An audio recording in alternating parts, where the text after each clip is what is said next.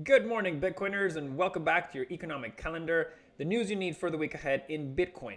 Today is Tuesday, October 18th, and we have a very special episode for you as always. In today's issue, we're going to start by looking at U.S. corporate earnings reports for the third quarter, which kick off in earnest this week with American Express, Goldman Sachs, Netflix, Tesla, and other heavy hitters reporting. We're going to talk about how those could impact Bitcoin prices and markets in general.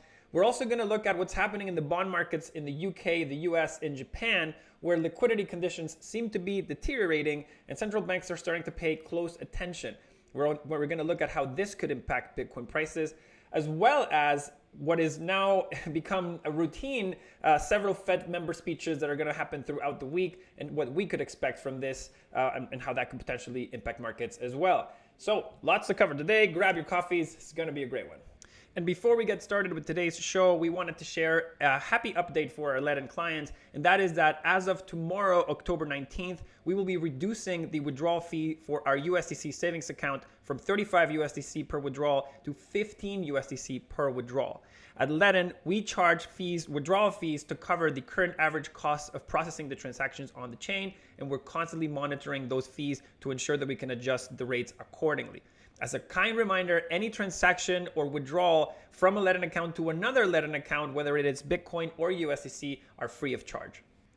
And starting as we usually do with Bitcoin, we see that Bitcoin prices, although they have been bouncing up and down, they are currently sitting at basically the exact same level that they were in early or mid-June. And so this is why we say that the Bitcoin markets have been essentially kind of running on a treadmill for the last few weeks, dating back to early summer. And what that means is that they've been basically just going up and down, but they've been coming back to that exact same range that they've been trading at since mid-June.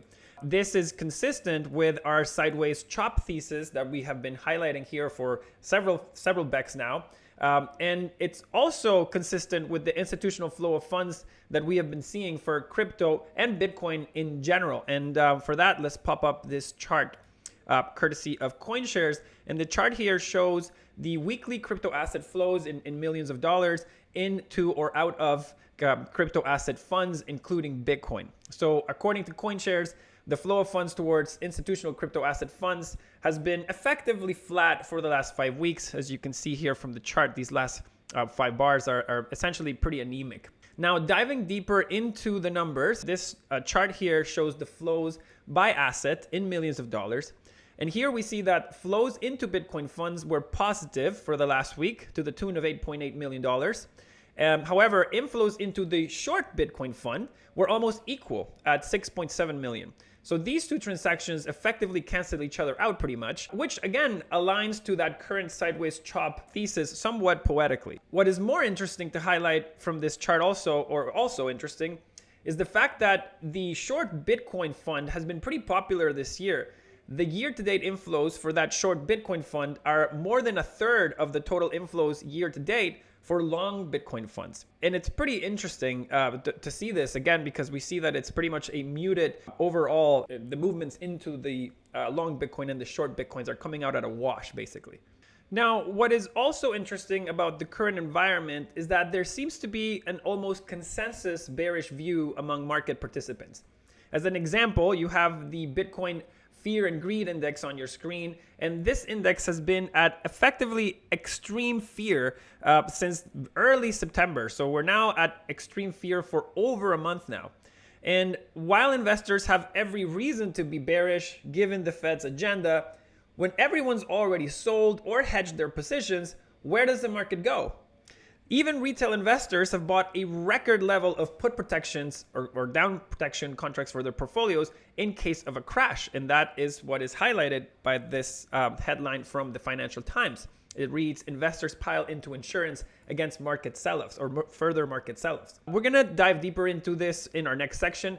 But suffice to say that when everybody is expecting something to happen to profit from it, it rarely happens. Another chart worthy of our attention is the US dollar index. Let's go to that right now.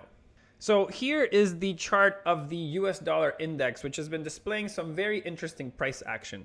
So as you can see here from the graph, after effectively a parabolic rise. It has reached an overbought condition according to the RSI levels right here, which are basically north of 70 at the moment. And moreover, if we zoom out, we see that it is actually at a historical price resistance level, which is, again, coincides with the sort of crescendo of this parabolic rise that it has had. And now, if you look closer at this chart, you see that it has been effectively struggling to bump even higher for the last 5 weeks. And it seems to be looking like it's tapering off around these levels, which again coincide with historical resistance. Now, if the US dollar index rolls over and if it starts coming lower, this could act as a catalyst for risk assets. Additionally, we have an upcoming US election, a midterm election, which we discussed in the last issue, which could trigger any sort of program or policy designed to help the economy.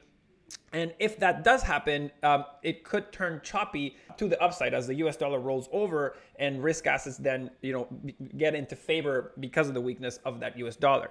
Now, keep in mind that macroeconomic conditions are still largely a headwind. So we could see a typical bear market rally, which could basically, elevate and lose steam after the midterm elections happen, unless the Fed changes its tune or something else changes that warrants markets or investors to basically reassess their thinking and start getting a bit more bullish. Now, looking at the S&P 500, we see that again, it has displayed quite choppy behavior in terms of price action over the last 4 weeks.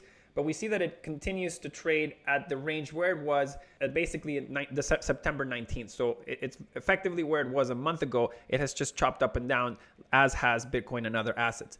Now, the big focus in equity markets this week is going to be the start of the third quarter earnings season, with reports from heavy hitters like Bank of America, Goldman Sachs, Tesla, Netflix, and more, many of which could impact Bitcoin prices. And here you have the headline on your screen from the Bank of America report earlier this week.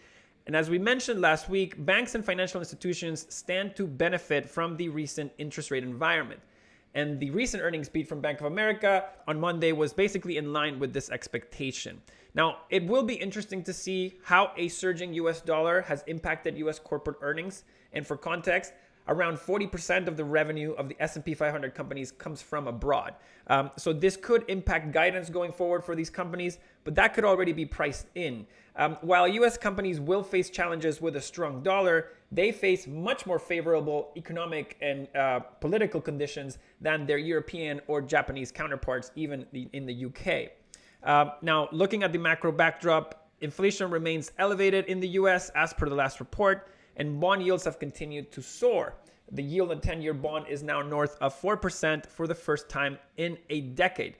And what's also interesting about this environment in the US is that the balance sheet of the US consumer continues to deteriorate. And this chart paints a very clear picture of what's happening.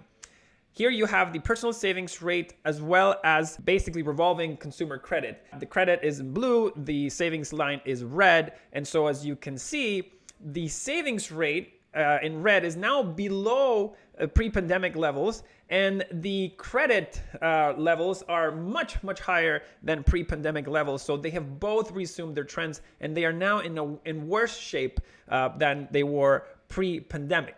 This and soaring mortgage rates have retail investors bracing themselves for the worst and piling into put contracts or protection for their portfolios at record levels. And this is the chart that Bloomberg posted on this topic, again, consistent with the one that we shared just earlier at the Bitcoin section. Now, the VIX, which measures the fear in the stock market, is basically near historically high levels, which reflects this investor sentiment, which brings us to the following thought. Big market swings are mostly driven by price-insensitive buyers or sellers. This could typically be over-leveraged investors, short investors rushing to cover their positions, or investors that just happen to lose hope. In the current environment, most leverage seems to have been washed out, and many investors seem to have lost hope already, which leaves an interesting group of potentially insensitive buyers left, and those are shorts that could need to cover in the event of a market reversal. And you can bet that there's quite a few people short in this environment with so much doom and gloom. All this to say that while a long-term trend or forces out in the market are still downwards, the near-term price risk could be more to the upside. And as always, we wrap up with a summary of potentially market moving events and data that will be released in the week ahead. As we mentioned, the big things to keep in mind in the week ahead are the start of third quarter corporate earnings reports out of the US. This week, we'll hear from Goldman Sachs, American Express, Netflix, Tesla, IBM, and more. Details just ahead and what days at what times that data will be available. The second thing to pay attention to will be the bond markets in the United States, the United Kingdom, and Japan, where liquidity conditions continue to deteriorate.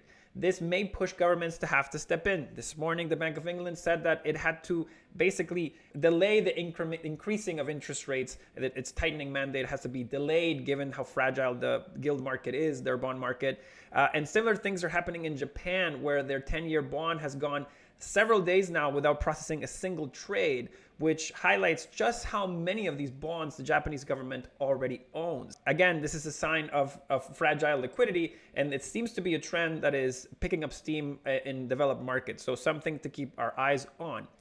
The third would be Federal Reserve member speeches, as they have become now a tradition. We get them pretty much every week, and this week is no exception. We have quite a few of them, and they may hint at future interest rate policy or potential intervention in the treasury bond market. So keep an eye here. Investors will be very much paying attention to any signals that come out of these speeches. Now, here's a summary of what we can expect. Today at 2 p.m., we get a Fed speech from Raphael Bostic, Atlanta Fed president. Later today, we also get a speech from Neil Kashkari, Minneapolis Fed president. And later today, we hear earnings reports from Netflix, IBM, and Goldman Sachs. Tomorrow, Wednesday, we get a Fed speech from Charles Evans, the Chicago Fed president, at 5:30 p.m. And we also get to hear earnings from Tesla, which very well could mention Bitcoin and very well could impact markets. So something to keep our eyes on. Thursday, we got a Fed speech from Lisa Cook, Fed governor, at 5:45 p.m. And Friday, we hear corporate earnings from American Express. So with that, we've reached the end of today's show.